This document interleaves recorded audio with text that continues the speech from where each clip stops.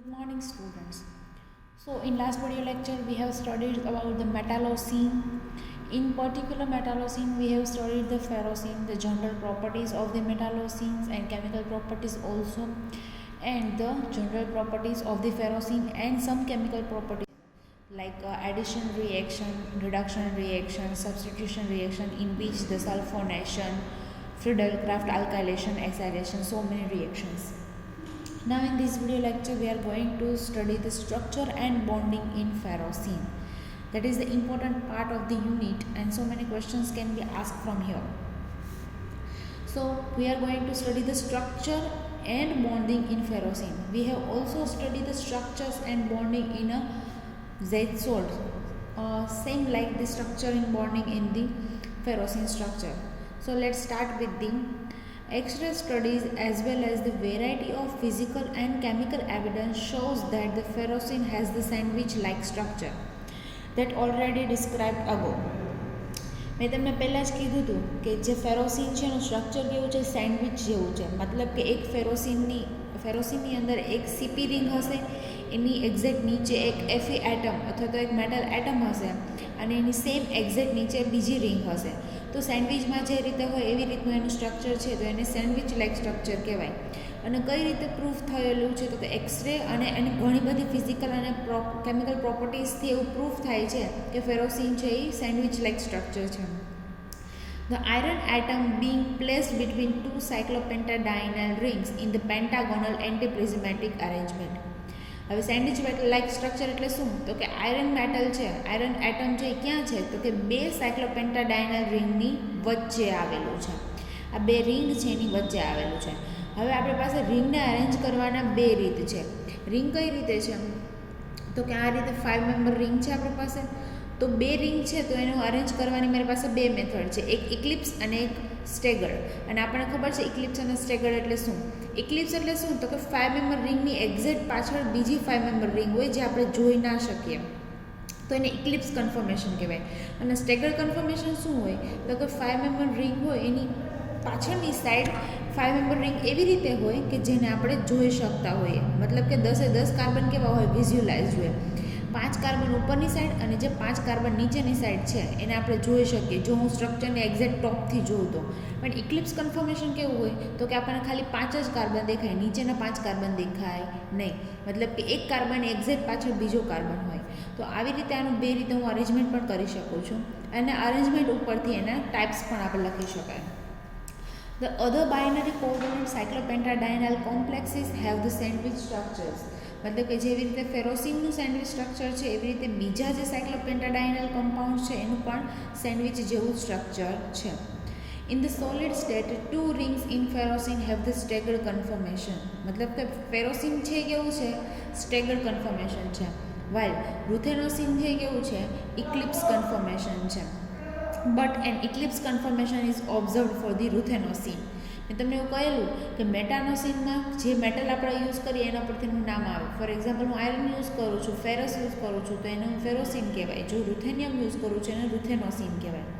જે ફેરોસીન સ્ટ્રક્ચર છે સ્ટેગર્ડ છે. સ્ટેગર્ડ છે મતલબ કે જો હું એને ટોપ ઉપરથી જોઉં, ઉપરની સાઈડથી જોઉં તો મને 10 કાર્બન વિઝ્યુલાઇઝ થશે, મતલબ કે આ રીતે છે.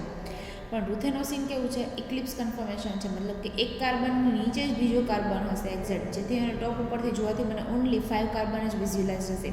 રિમેનિંગ જે નીચેના 5 કાર્બન છે એને હું જોઈ શકું નહીં. આ વાત થઈ એનું સ્ટ્રક્ચર, કઈ રીતનું એનું સ્ટ્રક્ચર છે. હવે મારે વાત કરવાની છે ફોર એક્ઝામ્પલ એના બોન્ડિંગની. તો એના બોન્ડિંગ માટે so many theories R available. જોઈએ, a number of theories have been advanced regarding the bonding in ferrocene and related cyclopentadienyl compounds. એટલે કે ફેરોસીન અને ફેરોસીન જેવા જે કમ્પાઉન્ડ્સ છે એને સ્ટ્રક્ચર, એનું બોન્ડિંગ પ્રૂફ કરવા માટે નંબર ઓફ થિયરીઝ અવેલેબલ છે. It is not possible to discuss all the theories, પણ એ બધી થિયરીને આપણે ડિસ્કસ કરવી પોસિબલ નથી. So that some of which are number of theories available છે અને બધી આપણે ડિસ્કસ કરી શકતા નથી. અને એમાંથી કેટલીક મેથેમેટિકલ્સ, એક્સ્ટ્રીમલી મેથેમેટિકલ છે. Some of which are extremely mathematical. We shall indicate the essential ideas behind some of these more important theories. આટલી બધી થિયરીઝ છે એમાંથી આમાં 2 કે 3 થિયરીઝ આપણને આપેલી છે ફોર ધી બોન્ડિંગ એટલે કે ફેરોસીનમાં બોન્ડિંગ કઈ રીતનું થાય છે એના માટે વેરિયસ સાયન્ટિસ્ટે વેરિયસ થિયરીઝ આપેલી છે. એ બધી થિયરી ડિસ્કસ ના કરતાં જે ઇમ્પોર્ટન્ટ થિયરીઝ છે એ 2 કે 3 થિયરીનું ડિસ્કશન અહીંયા આગળ આપણે કરવાનું રહેશે. જેમાં ફર્સ્ટ થિયરી છે જે કોણે આપેલી હતી તો કે ફિશર અને ફ્રીઝે આપેલી હતી ઇન 1959. એણે શું કહ્યું હતું કે ફેરોસીનમાં બોન્ડિંગ છે એ લો સ્પિન ઓક્ટાહાઇડ્રલ કોમ્પ્લેક્સની જેમ થાય છે. ના લો સ્પિન ઓક્ટાહાઇડ્રલમાં કઈ રીતે થતું હોય? ફોર એક્ઝામ્પલ હું Fe+2 આયન મારી પાસે છે, Fe+2 આયન, અને એ પણ કેવો લો સ્પિન છે. તો એમાં કઈ રીતે બોન્ડિંગ થતું હોય એ પહેલાં આપણે જોઈ લઈએ, અને પછી સિમિલર એના જેવું બોન્ડિંગ આપણે ફેરોસીનમાં જોઈ લઈએ. Fe+2 આયન તો એની અંદર ઇલેક્ટ્રોન કેટલા હશે તો આપણે જોઈએ એની ઇલેક્ટ્રોનિક કન્ફિગરેશન ઉપરથી એમાં D6 ઇલેક્ટ્રોન હશે. મતલબ કે ઇલેક્ટ્રોન કઈ રીતે ભરાય તો આ રીતે એની અંદર 6 ઇલેક્ટ્રોન હશે, 1 2 3 4 5 એન્ડ 6. s ઓર્બિટલ કેવી હશે? ખાલી હશે. 4s ખાલી, 3d6 એન્ડ 4p ઓલ્સો ખાલી. પણ હવે એમાં શું થાય? સ્ટ્રોંગ ફિલ્ડ છે, અથવા તો એવું કહી શકાય કે લો સ્પિન કોમ્પ્લેક્સ છે. અને લો સ્પિન કોમ્પ્લેક્સ કઈ રીતે ફોર્મ થાય? જો લો સ્પિન કોમ્પ્લેક્સ હોય બધા ઇલેક્ટ્રોનનું શું થઈ જાય? પેરિંગ થઈ જાય. મતલબ 6 ઇલેક્ટ્રોન આ રીતે ભરાશે અને ડી ઓર્બિટલ છે એ હવે કેવી થઈ જાય? ખાલી થઈ જાય. અને જે 6 લિગેન્ડ છે એ આમાં આ રીતે ઇલેક્ટ્રોન ડોનેટ કરશે, અને એઝ અ રિઝલ્ટ આપણને હાઇબ્રિડાઇઝેશન શું મળશે તો કે D2sp3 થશે એનું હાઇબ્રિડાઇઝેશન. તો જેવી રીતે સ્ટ્રોંગ ફિલ્ડ અથવા તો લો સ્પિન Fe+2 આયન જે રીતે કોમ્પ્લેક્સ બનાવે એ રીતે છે એ ફેરોસીનનું સ્ટ્રક્ચર છે એવું કોણે કીધું તો કે ફિશર અને ફ્રીઝે કીધું. અને એનું એક્ઝામ્પલ આપ્યું છે લો સ્પિનનું તો કે હેક્ઝાસાઇનોફેરસ+2 કોમ્પ્લેક્સીસ.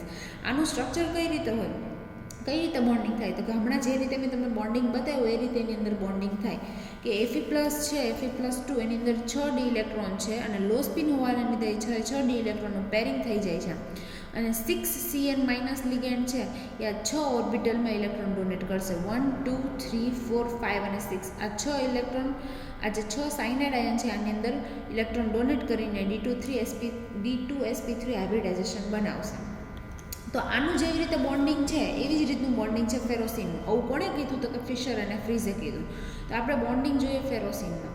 ફેરોસીનમાં કઈ રીતે થતું હશે તો કે Fe એટમ છે એની આ રીતે કંઈક ઇલેક્ટ્રોનિક કન્ફિગરેશન હોય, પણ આપણે એવું કીધું કે Fe+2માં હશે. Fe ન્યુટ્રલ નહીં હોય, આ Fe ન્યુટ્રલ છે. હવે એને Fe+2 બનાવીએ, મતલબ કે એમાંથી 2 ઇલેક્ટ્રોન આપણે રિમૂવ કરવાના, અને આપણને ખબર છે જ્યારે 2 ઇલેક્ટ્રોન રિમૂવ કરવાના થાય તો ફર્સ્ટ ક્યાંથી રિમૂવ કરશું તો કે 4s ઓર્બિટલમાંથી. મતલબ કે 4s ઓર્બિટલ હવે કેવી હશે? ખાલી હશે. અહીંયા જે 2 ઇલેક્ટ્રોન હતા અહીંયા આગળ રિમૂવ થઈને 4s 0 થઈ જશે. તો ઇલેક્ટ્રોનિક કન્ફિગરેશન શું બનશે? 3d6 4s 0 4p 0. તો આ રીતે બનશે મને ઇલેક્ટ્રોનિક કન્ફિગરેશન. ઓકે, હવે એના પછી શું થશે તો કે એનું રીડિસ્ટ્રીબ્યુશન થશે, અથવા તો એવું કહી શકાય કે ઇલેક્ટ્રોન છે એનું પેરિંગ થઈ જાય છે. શું કામ? Because of the strong field. અહીંયા સાયનાઇડ આયન છે એવી રીતે અહીંયા સાયક્લોપેન્ટાડાઇનાઇલ આયન છે, તો એ શું કરશે? ઇલેક્ટ્રોનનું પેરિંગ કરશે, અને 6 ઇલેક્ટ્રોન શું કરશે?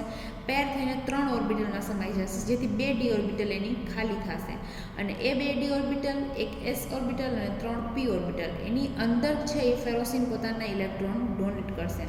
આપણી પાસે 2 ફેરોસીનની રિંગ છે, તો એવી રીતે એક ફેરોસીનની રિંગ આમાં ઇલેક્ટ્રોન ડોનેટ કરશે અને બીજી ફેરોસીનની રિંગ આમાં ઇલેક્ટ્રોન ડોનેટ કરશે. એઝ અ રિઝલ્ટ હાઇબ્રિડાઇઝેશન શું મળશે તો કે D2sp3. તો અહીંયા આપણને કીધું છે each C5H5 minus ion donate its 3 pairs of electron to the vacant D2sp3 hybrid orbitals of Fe+2 as shown in the figure. C5H56 પાસે 3 pairs of electron હશે. કઈ તો કે એક પેર આ જે પાઈ બોન્ડ હોય, આ બીજો પાઈ બોન્ડ, અને અહીંયા આગળ નેગેટિવ ચાર્જ હોય, અને નેગેટિવ ચાર્જમાં પણ શું હોય? 2 ઇલેક્ટ્રોન હોય. મતલબ આવી રીતે 6 ઇલેક્ટ્રોન, અથવા તો તમે એવું કહી શકો કે 3 પાઈ ઓર્બિટલ્સ, 3 પાઈ ઇલેક્ટ્રોન્સની જે પેર છે એ D2sp3માં એની ઇલેક્ટ્રોન પેર ડોનેટ કરશે. આ થિયરી કોણે આપેલી તો કે ફિશર અને ફ્રીઝે આપેલી, પણ ત્યારબાદ બીજા સાયન્ટિસ્ટ પણ છે કે જેણે એની થિયરીમાં ચેન્જીસ કરેલા છે. એટલે કઈ રીતે ચેન્જીસ થયા તો એના પહેલાં કંઈક ડ્રોબેક હશે, તો એનો ડ્રોબેક જોઈ લઈએ. However, the aromaticity of the ferrocene implies a ready availability of the pi electrons in each ring, and these inconstituent will be involved in the 6 electron in a bonding with the metal. મતલબ એવું કહેવા માગે છે કે આપણે અગાઉ એવી વાત થઈ ગઈ કે ફેરોસીન પણ કેવું છે, બેન્ઝીનની જેમ જ એરોમેટિક છે નેચરમાં. તો બેન્ઝીનમાં જે રીતે થાય છે કે એના જે પાઈ ઇલેક્ટ્રોન છે એ ઇઝીલી અવેલેબલ હોવા જોઈએ, એવી રીતે ફેરોસીનમાં પણ શું છે તો કે એ ઇઝીલી અવેલેબલ છે. એની જે પાઈ ઇલેક્ટ્રોન એરોમેટિક હોવાને લીધે it implies a ready availability of the pi electron in each ring. તો એના જે પાઈ ઇલેક્ટ્રોન્સ છે એ રેડીલી અવેલેબલ હોવા જોઈએ. And this is inconsistent with the involvement of the 6 electrons in a bonding with the metal. પણ એ readily available હોતા નથી. તો આ જે વસ્તુ કોન્ફ્લિક્ટ કરે છે. કોને કોન્ફ્લિક્ટ કરે છે તો કે આપણે એમાં આને વાત કરી કે એના જે 6 ઇલેક્ટ્રોન છે એ 6 ઇલેક્ટ્રોન એ મેટલને ડોનેટ કરી દે છે. જો એ મેટલને ડોનેટ કરતા હોય, આ રીતે એનું બોન્ડિંગ કરતા હોય, તો પછી એના ઇલેક્ટ્રોન છે પાઈ ઇલેક્ટ્રોન એ ફ્રી ફોર્મમાં આપણને ઇઝીલી અવેલેબલ હોવા જોઈએ નહીં. મતલબ કે જે ફિશર અને ફ્રિશે જે થિયરી આપેલી છે એ ખોટી છે એવું પ્રૂફ કરે છે. કોણે પ્રૂફ કરેલું છે તો કે ડેનિયલ અને ઓર્ગલે પ્રૂફ કરેલું છે. હવે દુનિઝ અને ઓર્ગલ શું વાત કરેલી છે, એણે બીજી થિયરી આપી. એણે એવું કીધું કે however are the view of that iron is in a zero oxidation state. આણે એવું કહ્યું કે આયરન છે +2 ઓક્સિડેશન સ્ટેટમાં છે. તો ઓર્ગલે એવું કીધું કે એ ઝીરો ઓક્સિડેશન સ્ટેટમાં છે. is joined with the 2 cyclopentadienyl ring by essentially 2 covalent sigma bond. તો એણે તો અલગ જ વાત કરી. એણે શું કીધું કે Feની ઓક્સિડેશન સ્ટેટ 0 છે અને જે સાયક્લોપેન્ટાડાયનલ રિંગ છે એ બંને રિંગ કોવેલેન્ટ સિગ્મા બોન્ડથી મેટલ સાથે જોડાયેલું છે. અને જે તો ખોટું જ છે, એક જ થિયરી છે આ વસ્તુ પ્રૂફ કરી શકેલી નથી. The pi bonded structure of the ferrocene is however compatible with the properties of the ferrocene. ફેરોસીનની જે એની ફિઝિકલ અને કેમિકલ પ્રોપર્ટીઝ છે એ તો એવું પ્રૂફ કરે છે કે એની અંદર પાઈ બોન્ડેડ સ્ટ્રક્ચર છે. જ્યારે ઓર્ગલે શું કીધું તો કે એની અંદર એમની ઓક્સિડેશન સ્ટેટ 0 છે અને જે સિગ્મા બોન્ડથી અટેચ છે, પરંતુ ખરેખર એ સિગ્મા બોન્ડથી અટેચ નથી, પાઈ બોન્ડથી અટેચ છે. સિગ્મા બોન્ડથી અટેચ હોવું મતલબ શું તો કે મારી પાસે આ સાયક્લોપેન્ટાડાયનલ રિંગ છે, અહીંયા બંને ડબલ બોન્ડ, અહીંયા નેગેટિવ ચાર્જ છે. હવે મારી પાસે 2 રિંગ છે. આ રીતે કહી શકાય કે આવી મારી પાસે આ 2 રિંગ છે. અને ઓર્ગલનું કહેવું એમ છે કે એફી છે એ બંને રિંગથી આ રીતે સિગ્મા બોન્ડથી અટેચ છે. અને મેં તમને એવું કહ્યું સિગ્મા બોન્ડથી અટેચ હોવું મતલબ એની હેપ્ટિસિટી 1 હોવી અને આને વચાય ઈટા 1. હેપ્ટિસિટી એની 1 છે, ઈટા 1 છે, મતલબ કે આ પર્ટિક્યુલરલી એક જ કાર્બન છે એફી એટમ સાથે જોડાયેલો છે. પણ આપણે એવી વાત કરેલી કે એક જ એટમ એની સાથે જોડાયેલો નથી. આ જે બધા એટમ છે, 5 કાર્બન છે, 5 એટમ છે એ ડાયરેક્ટ એફી સાથે અટેચ છે પાઈ બોન્ડથી. એટલે એની હેપ્ટિસિટી કહેવાય ઈટા 5. એને વાંચવું હોય તો ઈટા 5 વચાય. અથવા તો જો આ સ્ટ્રક્ચરને લખવું હોય તો તમારે સિગ્મા સીપી લખવાનું, અને આને લખવું હોય તો તમારે શોર્ટમાં પાઈ સીપી લખવાનું, અથવા તો તમે એવું પણ લખી શકો પાઈ C5H5. પાઈનો મતલબ એમ થાય કે બધા 5 કાર્બન છે એ મેટલ સાથે ઇક્વલી અટેચ છે. એ બધા કાર્બન છે એ એફી મેટલ સાથે અટેચ છે. જ્યારે સિગ્માનો મતલબ શું થાય તો કે જે એક કાર્બન પર્ટિક્યુલરલી આપણે બતાવ્યો છે એ જ કાર્બન મેટલ સાથે અટેચ છે, બાકીના કાર્બનનું કોઈ જાતનું ઇન્વોલ્વમેન્ટ નથી. અને એની હેપ્ટિસિટી છે ઈટા 1 છે, જ્યારે એની હેપ્ટિસિટી છે ઈટા 5 છે. તો જે એની પ્રોપર્ટીઝ છે, ફેરોસીનની જે પ્રોપર્ટીઝ છે એ શું બતાવે છે તો કે એની અંદર પાઈ બોન્ડેડ સ્ટ્રક્ચર છે, સિગ્મા બોન્ડવાળું સ્ટ્રક્ચર નથી. The metal atom is not attached to any particular carbon atom in the cyclopentadienyl ring. મતલબ કે મેટલ છે એ સીપી રિંગની કોઈ એક કાર્બન સાથે અટેચ હોતું નથી. But it equidistant from all the 5 carbon atom. પરંતુ એ બધા 5 કાર્બન સાથે જોડાયેલું હોવાથી 5 કાર્બન સાથે ઇક્વિડિસ્ટન્સમાં છે.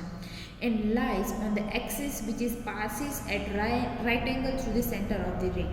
અને ક્યાં રાખેલો છે એફી એટમને તો કે જે રિંગની સેન્ટરમાંથી જો તમે કોઈ એક્સિસ પાસ કરો તો એ એક્સિસની એક્ઝેક્ટ ઉપર એને રાખેલો છે. મતલબ એવું કહી શકાય કે એનું સ્ટ્રક્ચર કેવું છે, પાઈ બોન્ડેડ સ્ટ્રક્ચર છે. જે ઓર્ગલે સ્ટ્રક્ચર આપ્યું એ અહીંયા ખોટું પ્રૂફ થાય છે. તો થર્ડ થિયરી આપે છે. થર્ડ થિયરી કોણ આપે છે? મોફિટે આપેલી third theory in 1954.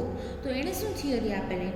The molecular orbital description of the bonding in ferrocene as given by the Moffitt. મોફિટે એનું જે સ્ટ્રક્ચર છે એ એમઓટી મોલેક્યુલર ઓર્બિટલ થિયરી ઉપરથી પ્રૂફ કરવાની ટ્રાય કરી. અને આપણે જોઈએ તો હવે આની અંદર આપણે જોવી પડશે મોલેક્યુલર ઓર્બિટલ થિયરી. કોની? તો કે ફેરોસીનની. તો એને શું વાત કરી છે કે કઈ રીતે એની મોલેક્યુલર ઓર્બિટલ થિયરી બને છે, એનો કઈ રીતે એનો ડાયાગ્રામ છે, કઈ રીતે ઇલેક્ટ્રોન ભરાય છે, એના પર એનું બોન્ડિંગ કઈ રીતનું છે એ મોફિટે સમજાવેલું છે. જોઈએ આપણે. There are 5 atomic pi orbitals in each cyclopentadienal ring. મતલબ એવું કહેવા માંગે છે કે આ સાયક્લોપેન્ટાડાયનલ રિંગ છે મારી પાસે, એવી મારી પાસે કેટલી રિંગ છે? 2 રિંગ છે. અને એ 2 રિંગની અંદર 5 એટોમિક ઓર્બિટલ છે. અને કઈ? તો કે આ રીતે બધા કાર્બન ઉપર એક ઓર્બિટલ હોય. એટલે કે there are 5 પાઈ ઓર્બિટલ્સ. આ 5 ઓર્બિટલ્સ આપણને દેખાય છે, પાઈ ઓર્બિટલ્સ ઇન ઈચ સાયક્લોપેન્ટાડાયનલ રિંગ. અને એવી રિંગ મારી પાસે 2 છે, એટલે મારી પાસે ટોટલ 10 પાઈ ઓર્બિટલ્સ હશે. 1 on each carbon atom, એક કાર્બન ઉપર એક and 5 molecular orbitals are compounded from this. એટલે આ જે 5 એટોમિક ઓર્બિટલ છે એની અંદરથી મને 5 મોલેક્યુલર ઓર્બિટલ મળશે. These are designated as psi1, psi2, psi3, psi4 and psi5. મતલબ કે બધા કાર્બનની એક એટોમિક ઓર્બિટલ છે, એ બધા કાર્બનની એક એટોમિક ઓર્બિટલ કોમ્બિનેશન થઈને મને 5 એટોમિક ઓર્બિટલમાંથી મને 5 મોલેક્યુલર ઓર્બિટલ મળશે. અને 5 મોલેક્યુલર ઓર્બિટલના નામ આપ્યા મેં psi1 થી psi5. હવે એની એનર્જીનો ઓર્ડર ગોઠવો તો એની એનર્જી કઈ રીતે મળે છે? તો કે psi1 છે એની એનર્જી સૌથી ઓછી છે, psi2ની એનર્જી અને psi3ની એનર્જી એક સરખી છે પણ psi1 કરતાં વધારે છે. સેમ psi4ની એનર્જી અને psi5ની એનર્જી એક સરખી છે પણ psi2 અને 3 કરતાં વધારે. તો આને મેં આ રીતે એનર્જીના ઓર્ડરમાં ગોઠવેલા. હવે મારે આની અંદર ઇલેક્ટ્રોન પાઈ ઇલેક્ટ્રોન્સ છે એને ભરવાના છે. તો હું પાઈ ઇલેક્ટ્રોન્સ કઈ રીતે ભરીશ? તો કે ઇલેક્ટ્રોન કેટલા છે મારી પાસે? 5 ઇલેક્ટ્રોન છે. અને આપણને ખબર છે એક ઓર્બિટલમાં 2 ઇલેક્ટ્રોન ઓક્યુપાય થાય. અને ઇલેક્ટ્રોન કઈ રીતે ઓક્યુપાય થાય? તો કે આઉફ બાઉના પ્રિન્સિપલ ઉપરથી. જેની એનર્જી સૌથી ઓછી હશે એની અંદર ઇલેક્ટ્રોન સૌથી પહેલાં ભરાશે. તો સૌથી પહેલાં મારે ઇલેક્ટ્રોન ભરવાનું થશે તો psi1માં ભરાશે 2 ઇલેક્ટ્રોન. ત્યારબાદ psi2માં ભરાશે 1 ઇલેક્ટ્રોન, એક psi3માં, કારણ કે બંનેની એનર્જી કેવી છે? સેમ છે. 4 ઇલેક્ટ્રોન ભરાઈ ગયા, હજુ 1 ઇલેક્ટ્રોન બાકી છે. એને તમે psi2માં પણ મૂકી શકો અને psi3માં પણ મૂકી શકો. તો કઈ રીતે એની કન્ફિગ્રેશન થશે? તો કે psi12, psi2 2, ફોર એક્ઝામ્પલ અત્યારે હું 2માં ભરી દઉં છું તો psi2 2 અને psi3 1. હવે એમાં આપણે તમે કન્ફર્મ ન કહી શકો કે 2 ઇલેક્ટ્રોન psi2માં છે ને 1 ઇલેક્ટ્રોન psi3માં છે. એ બંને એક્સચેન્જ થઈ શકે એમ, કારણ કે બંનેની એનર્જી સેમ છે. તમે psi3માં પણ 2 ઇલેક્ટ્રોન અને psi2માં પણ 1 ઇલેક્ટ્રોન ભરી શકો. હા, આપણે ઇલેક્ટ્રોન ભર્યા કે ના? તો કે સાયક્લોપેન્ટાડાયનલ રિંગના. હવે આપણે વાત કરવાની છે એફી મેટલની, કારણ કે એનું કોમ્બિનેશન પછી કોની સાથે કરવાનું છે? એફી સાથે કરવાનું છે. તો એફી એટમ જે છે એની અંદર પહેલાં ઇલેક્ટ્રોન કેટલા હોય છે? તો એની ઇલેક્ટ્રોનની કન્ફિગ્રેશન હોય છે 4s2, 3d6, 4p0. એના ગ્રાઉન્ડ સ્ટેટમાં તો હવે એની ઇલેક્ટ્રોનિક કન્ફિગ્રેશન આપણે લખીએ તો જે 3d6 છે એને આપણે પહેલાં અલગથી લખીએ. ડી ઓર્બિટલ કેટલી હોય? તો કે 5 ડી ઓર્બિટલ હોય. કઈ? તો કે 3dxy, 3dyz, 3dzx, 3dx2 y2 and 3dz2. તો આ મારી પાસે 5 ડી ઓર્બિટલ છે. એની અંદર ઇલેક્ટ્રોન કેટલા છે? 6 છે. તો કઈ રીતે ભરાશે? તો કે 2 ઇલેક્ટ્રોન આમાં, એક 4 થયા, 5 અને 6. આ રીતે 6 ઇલેક્ટ્રોન છે એ ભરાશે 3d ઓર્બિટલના. એસ ઓર્બિટલના ઇલેક્ટ્રોન સેમ રહેશે, કારણ કે એનું તો એક જ ઓર્બિટલ છે. અને પી ઓર્બિટલ મારી પાસે કેટલી છે? તો કે 3, 4px, 4py and 4pz. અને મેં કઈ ઇલેક્ટ્રોન નથી, બધા મતલબ કેવા હશે? 0 હશે. તો આ રીતે ઇલેક્ટ્રોન કેના છે? તો કે એફી મેટલના છે. અને આ ઇલેક્ટ્રોન્સ કોના છે? તો કે સાયક્લોપેન્ટાડાયનલ રિંગ, જેનું ટૂંકમાં સીપી કહીશ, એટલે મારે દર વખતે બોલવું નહીં. સીપી રિંગના ઇલેક્ટ્રોન્સ આ રીતે ભરાય છે અને એફી એટમના ઇલેક્ટ્રોન્સ આ રીતે ભરાય છે. હવે એવી રીતે વાત છે કે મોફિટ શું કહે છે તો કે 4s આ ઓર્બિટલ જે આપણને દેખાય છે એ 4s ઓર્બિટલ અને 3dz ઓર્બિટલ્સ એ બેની વચ્ચે શું થઈ જાય છે તો કે હાઇબ્રિડાઇઝેશન થઈ જાય છે. શું કામે? Under the influence of CP ring. મતલબ કે જ્યારે Fe atom as it is હશે ત્યારે એની ઇલેક્ટ્રોનિક કન્ફિગ્રેશન આ રીતે હશે, પણ જેવું એની સાથે સીપી રિંગ અટેચ થશે તો એનાથી સીપી રિંગના ઇન્ફ્લુઅન્સથી શું થશે તો કે 3dz² ઓર્બિટલ અને 4s ઓર્બિટલ આ બે ઓર્બિટલ વચ્ચે શું થઈ જાય છે ઓવરલેપ થઈને હાઇબ્રિડ ઓર્બિટલ બનાવે છે ds. બે ds અથવા તો તમે sd પણ કહી શકો, બે sd1 અને sd2 બે ઓર્બિટલનું કોમ્બિનેશન થાય એટલે બે ઓર્બિટલ બને. s અને d ઓર્બિટલ થાય છે એટલે એક બનશે sd1 અને એક બનશે sd2, જેમાં sd1 ની એનર્જી કેવી હશે તો કે 3dz કરતાં પણ કેવી છે ઓછી છે. sd ની એનર્જી 3dz કરતાં પણ ઓછી છે. એટલે શું થશે જે આ s2 માં બે ઇલેક્ટ્રોન છે હવે કેમાં ભરાશે તો કે આની અંદર ભરા જશે કારણ કે એની એનર્જી ઓછી છે. તો જ્યારે સીપીયુનો ઇન્ફ્લુઅન્સ આવે મતલબ કે લિગેન્ડ જ્યારે અપ્રોચ કરતો હોય મેટલને ત્યારે ઇલેક્ટ્રોનિક કન્ફિગરેશનમાં થોડોક ચેન્જ આવે છે. અને ચેન્જ શું આવે છે તો કે dxyમાં બે ઇલેક્ટ્રોન, yzમાં એક ઇલેક્ટ્રોન, zxમાં એક ઇલેક્ટ્રોન, x² y² બે ઇલેક્ટ્રોન. અને હવે જે 3dz અને 4s ઓર્બિટલ હતી એ બંનેનું કોમ્બિનેશન થઈને ઓર્બિટલ આપે છે sd1 અને sd2, જેમાંથી બે ઇલેક્ટ્રોન છે sd1 ની એનર્જી ઓછી હોવાને લીધે બંને ઇલેક્ટ્રોન એમાં જતા રહેશે અને જ્યારે sd2 કેવી રહેશે 0. અને 4px 4py અને 4pz પણ કેવા છે 0, મતલબ કે હવે આની એક્સાઇટેડ સ્ટેટમાં આવી એની એનર્જી હશે. આવી રીતે એના ઇલેક્ટ્રોન્સ છે ઓક્યુપાય થયેલા હશે. હવે આપણે વાત કરવાની છે અને ઇલેક્ટ્રોન આની એમઓટી બનાવવાની છે. તો એમઓટી બનાવવા માટે પહેલાં નંબર ઓફ ઇલેક્ટ્રોન્સ કેટલા છે આપણી પાસે તો કે એક સીપી રિંગને આપણી પાસે 5 ઇલેક્ટ્રોન છે, એવી રિંગ આપણી પાસે 2 છે, મતલબ ટોટલ 10 ઇલેક્ટ્રોન છે. અને Fe એટમના આપણી પાસે 8 ઇલેક્ટ્રોન છે અને ટોટલ આપણી પાસે 18 ઇલેક્ટ્રોન છે. મતલબ એવું કહી શકાય કે જે ફેરોસીન સ્ટ્રક્ચર છે 18 ઇલેક્ટ્રોન રૂલ ફોલો કરે છે. એટલે એની અંદર 18 ઇલેક્ટ્રોન છે, 18 ઇલેક્ટ્રોનને આપણે એની મોલેક્યુલર ઓર્બિટલની અંદર ભરવાના છે. કારણ કે મોફિટે તો મોલેક્યુલર ઓર્બિટલથી જ એનું સ્ટ્રક્ચર પ્રૂફ કરવાની ટ્રાય કરેલી છે. તો હવે એની મોલેક્યુલર ઓર્બિટલ બનાવવાની છે. તો કઈ રીતે બનશે એની મોલેક્યુલર ઓર્બિટલ? તો 18 ઇલેક્ટ્રોન છે, જેમાંથી 5 ઇલેક્ટ્રોન્સ સાયક્લોપેન્ટાડાયનલ રેડિકલ્સના હશે, એવી આપણી પાસે 2, અને 8 ઇલેક્ટ્રોન્સ છે એ કોના હશે Fe મેટલના હશે. તો હવે મોલેક્યુલર ઓર્બિટલ બનાવવા માટે એટોમિક ઓર્બિટલનું કોમ્બિનેશન કરાવવું પડશે. અને આપણને ખબર છે એમાંથી કઈ રીતે બને તો કે જે બે એટમ વચ્ચે બોન્ડ બનવાનું છે એ બંનેની એટોમિક ઓર્બિટલનું કોમ્બિનેશન કરીને મોલેક્યુલર ઓર્બિટલ બને છે. તો આપણી પાસે કઈ કઈ ઓર્બિટલ્સ છે તો કે 5 ઓર્બિટલ્સ આની છે. ટોટલ 10 ઓર્બિટલ છે. કોની તો કે સીપી રિંગની 10 ઓર્બિટલ. એક કાર્બન ઉપર એક ઓર્બિટલ, એવા મારી પાસે 5 કાર્બન છે, મતલબ 5 ઓર્બિટલ. એવી મારી પાસે 2 સીપી રિંગ છે, મતલબ 10 ઓર્બિટલ. એટલે કે 10 ઓર્બિટલ સીપી રિંગની. અને આ ડી ઓર્બિટલ Fe મેટલની કેટલી ઓર્બિટલ છે તો 1 2 3 4 5 6 7 8 અને 9 ઓર્બિટલ્સ ઓફ Fe. આ બંને Feની ઓર્બિટલ, Feની 9 ઓર્બિટલ અને સીપી રિંગની 10 ઓર્બિટલ, એ બંને વચ્ચે કોમ્બિનેશન થઈને મને મોલેક્યુલર ઓર્બિટલ મળે છે. પણ એ મોલેક્યુલર ઓર્બિટલ પણ કઈ રીતે મળે છે તો કે એમાંથી 9 આ બંનેનું કોમ્બિનેશન થઈને 9 મને મળે છે બોન્ડિંગ અથવા તો નોન બોન્ડિંગ ઓર્બિટલ, અને 10 મને મળે છે એન્ટી બોન્ડિંગ ઓર્બિટલ્સ. 10 અને 9 એ બંનેનું કોમ્બિનેશન થઈને મને 9 ઓર્બિટલ મળશે બોન્ડિંગ અથવા તો નોન બોન્ડિંગ, અને 10 મને મળશે એન્ટી બોન્ડિંગ ઓર્બિટલ.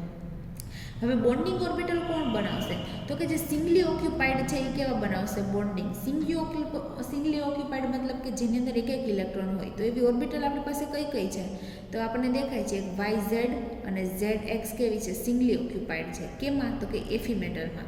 એવી રીતે સીપીમાં પણ આપણે જોવું પડશે સિંગલી ઓક્યુપાઈડ કઈ છે. તો આપણે સીપીમાં જોઈએ તો મારી પાસે સિગ્મા સાઈ 3 છે કેવી છે સિંગલી ઓક્યુપાઈડ છે, અને આ સિવાયની છે કેવી છે ફુલી ફિલ્ડ છે. મતલબ કે મોલેક્યુલર ઓર્બિટલ બનાવતી વખતે બોન્ડિંગ કોણ બનાવશે તો કે સાઈ 3, અને બીજું તો કે YZ અને DZX આ સિંગલી ઓક્યુપાઈડ હોવાને લીધે એ શું કરશે તો કે મોલેક્યુલર ઓર્બિટલ બનાવશે. તો આ એનો મોલેક્યુલર ઓર્બિટલનો ડાયાગ્રામ છે, જેમાં 2 સાઈ 3 છે. 2 શું કામે તો કે CP ની 1 અને એવી રીતે આપણી પાસે CP2 છે, તો એ બંનેની સાઇન 3 જે સિંગલી ઓક્યુપાય છે. અને આ Fe મેટલ છે જેની DZX અને DYZ એ બંનેમાં એક એક ઇલેક્ટ્રોન છે, એ પણ સિંગલી ઓક્યુપાય છે. તો એ બંને ચારે ચાર ઇલેક્ટ્રોનનું કોમ્બિનેશન થઈને મને 4 ઓર્બિટલ્સ આપશે, જેમાં 2 બોન્ડિંગ હશે ને 2 એન્ટી બોન્ડિંગ હશે. અને ચારે ચાર ઇલેક્ટ્રોન શેમાં ભરાશે? બોન્ડિંગમાં ભરાશે. મતલબ કે મારે 18 ઇલેક્ટ્રોન ભરવા છે, એમાંથી 4 ઇલેક્ટ્રોન બોન્ડિંગમાં ભરાઈ જાય છે. તો જે 10 ઇલેક્ટ્રોન 14 ઇલેક્ટ્રોન વધે છે એ કેમાં ભરાશે? તો ઓબ્વિયસલી નોન બોન્ડિંગમાં ભરાશે. અને એન્ટી બોન્ડિંગ કેવી રહેશે? ખાલી રહેશે. The electrons are accommodated in a bonding and non-bonding molecular orbital. Bonding molecular orbital accommodating 4 electrons, મતલબ કે જે 4 ઇલેક્ટ્રોન છે એ બોન્ડિંગમાં હશે, and non bonding molecular orbitals remaining 14 electrons, અને જે 14 ઇલેક્ટ્રોન વધે છે એ કેની અંદર હશે? નોન બોન્ડિંગની અંદર હશે. The bonding in ferrocene result the efficiency of the overlap of singly occupied DXZ and DYZ metal orbital with the singly occupied sign 2 or sign 3 of CP radical of similar symmetry. મતલબ એવું કીધું કે bonding orbital શેનાથી બને છે, જે આપણે અગાઉ વાત કરી દીધી. જે સિંગલી ઓક્યુપાઈડ ઓર્બિટલ હશે એનાથી બોન્ડિંગ ઓર્બિટલ્સ બને છે. અને કઈ કઈ છે? જો મેટલની વાત કરીએ તો એમાં આવશે DZX અને DYZ, અને જો લિગેન્ડની વાત કરીએ, CP રિંગની વાત કરીએ તો એ કઈ હશે? તો કે સાઇન 2 અથવા તો સાઇન 3, તમે ગમે એ લઈ શકો, કારણ કે બંનેની એનર્જી સેમ છે. બંનેમાંથી કોઈ પણ ઓર્બિટલમાં સિંગલી ઓક્યુપાઈડ હોઈ શકે. તો આ આપણે વાત કરી કે મોફિટે મોલેક્યુલર ઓર્બિટલની ડાયાગ્રામની મદદથી કઈ રીતે એનું બોન્ડિંગ સમજાવવાની ટ્રાય કરી, ફેરોસીનનું બોન્ડિંગ સમજવાની ટ્રાય કરી મોફિટે, ઓર્ગલે. તો આવી રીતે જ્યારે તમને થિયરી પૂછાય, અને આ ઇમ્પોર્ટન્ટ થિયરી છે ને, પૂછાશે જ એક્ઝામમાં, તમે લખી નાખો અને યાદ કરી લો કે જે બોન્ડિંગની વાત થાય છે ફેરોસીનમાં અને આગળના જે લેક્ચરમાં આપણે જોયું હતું ધેટ ઇઝ ઝેડ સોલ્ટમાં, એ બંનેનું બોન્ડિંગ છે એ તમને પૂછી શકાય એવો પ્રશ્ન છે. તો આ રીતે તમારે એનું બોન્ડિંગ છે એ ડિસ્કસ કરવાનું રહેશે કે અલગ અલગ સાયન્ટિસ્ટે એની બોન્ડિંગ પ્રૂફ કરવા માટે સો મેની થિયરીઝ આપી, પણ જે ઇમ્પોર્ટન્ટ થિયરીઝ હતી એ આપણે આની અંદર ડિસ્કસ કરેલી છે. તો આ રીતે મોફિટે મોલેક્યુલર ઓર્બિટલ થિયરીની મદદથી એનું બોન્ડિંગ પ્રૂફ કરવાની ટ્રાય થોડી કરેલી છે. હવે જે આપણો ફર્સ્ટ યુનિટ છે એનો લાસ્ટ ટોપિક, મતલબ કે આજે આપણો ફર્સ્ટ યુનિટનો લાસ્ટ વિડીયો લેક્ચર પર તમે કહી શકો ઓર્ગેનોમેટાલિક કમ્પાઉન્ડનો, જેનો લાસ્ટ ટોપિક આપણે પૂરો કરીએ. લાસ્ટ ટોપિક છે ionic cyclopentadienyl compound. What is ionic cyclopentadienyl compound? તો આ જે સાયક્લોપેન્ટાડાયનલ કોમ્પ્લેક્સ છે મોસ્ટલી કેવા બનાવે છે? CP રિંગ છે મોસ્ટલી આયોનિક કમ્પાઉન્ડ બનાવે છે. અને આયોનિક કમ્પાઉન્ડ એટલે કેવા કમ્પાઉન્ડ? આપણને ખબર છે કે જેમાં પોઝિટિવ અને નેગેટિવ ચાર્જવાળા જે એટમ્સ હોય એને આપણે આયોનિક કમ્પાઉન્ડ કહીએ. તો જે CP રિંગ છે એ પણ થોડાક આયોનિક કમ્પાઉન્ડ બનાવે છે, તો એ આયોનિક કમ્પાઉન્ડનું પણ આપણે ડિસ્કસ કરી લઈએ. સાયક્લોપેન્ટાડાઇન ઇઝ અ વીક એસિડ. આ તમને MCQમાં પૂછાઈ શકે. સાયક્લોપેન્ટાડાઇન છે વીક એસિડ છે. કઈ રીતે વીક એસિડ છે? તો કે આપણે જોઈએ સાયક્લોપેન્ટાડાઇનનું સ્ટ્રક્ચર આ રીતે કંઈક હોય, આ સાયક્લોપેન્ટન રિંગ અને એની અંદર ડબલ બોન્ડ આ રીતે પ્રેઝન્ટ હોય. ફર્સ્ટ ઓફ ઓલ આ સ્ટ્રક્ચર કેવું હોય? નોન એરોમેટિક હોય. અને આપણને ખબર છે નોન એરોમેટિક સ્ટ્રક્ચર કેવા હોય? ઓછા સ્ટેબલ હોય એઝ કમ્પેર ટુ એરોમેટિક. તો આપણી પાસે અહીંયા 2 હાઇડ્રોજન છે. આ હાઇડ્રોજન ઇઝીલી શું કરશે? રિમૂવ કરી દેશે. જો એ હાઇડ્રોજન રિમૂવ થઈ જાય તો હવે એ રિંગ કેવી થઈ જાય? એરોમેટિક થઈ જાય. એની અંદર 6 ઇલેક્ટ્રોન આવી જાય તો હવે આ રિંગ કેવી છે? એરોમેટિક છે, મતલબ કે સ્ટેબલ છે. અને કોઈ પણ કમ્પાઉન્ડ છે સ્ટેબિલિટી તરફ જવાની ટ્રાય કરે. નેનો એરોમેટિકમાંથી જો ઇઝીલી એરોમેટિક થઈ જતો હોય તો એ બનવાની ટ્રાય કરશે, મતલબ કે ઇઝીલી H+ ને ડોનેટ કરી દે. જો એની આજુબાજુમાં કોઈ વીક બેઝ અવેલેબલ હોય, જો એની અંદર તમે સોડિયમ હાઇડ્રોક્સાઇડ પણ એડ કરી દો તો ઇઝીલી એનો H+ છે એ ડોનેટ કરી દેશે. તો એઝ અ રિઝલ્ટ આપણને રિંગ છે એરોમેટિક બને છે. તો આજે અને આપણને ખબર છે કે જે વસ્તુ ઇઝીલી હાઇડ્રોજન ડોનેટ કરી દે તો એને આપણે કેવા કહીએ? તો કે એસિડ કહીએ. તો એવું જ કહે છે કે સાયક્લોપેન્ટાડાઇનલ રિંગ છે કેવું છે?